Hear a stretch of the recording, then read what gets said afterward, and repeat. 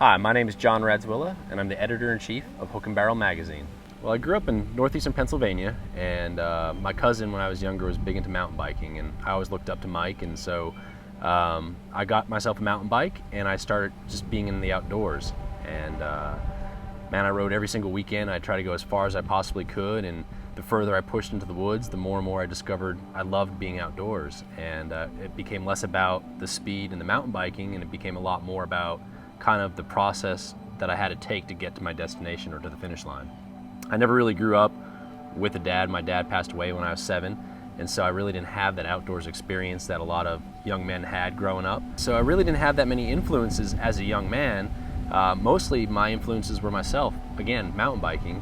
And then as I got a little bit older, my cousin Dave got me into the shooting sports and started teaching me how to shoot trap and skeet, and then into sporting clays. And around that same time, my Uncle Rick started playing a bigger role in my life and started taking me to Maine to go camping and fishing and really getting off grid.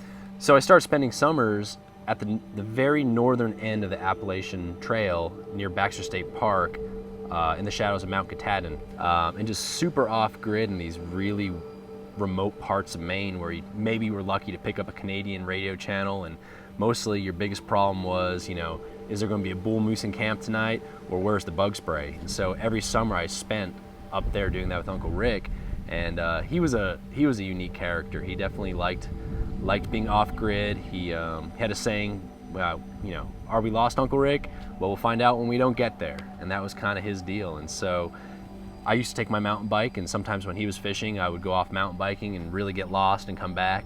And then other days I'd spend all day fishing with him, because really a lot of the food that we ate was food that we caught. And so if I didn't want to be hungry after a long day of mountain biking, I was certain to go catch fish. And so that's kind of what we did. So that's how I got into the outdoors. I really kind of grew up mountain biking to just have something to do.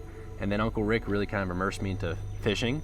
And then my cousin Dave got me into the shooting sports. And naturally at some point it all kind of mixed, where I went from just wanting to be outdoors to now I want to shoot something outdoors. Now I want to catch something outdoors.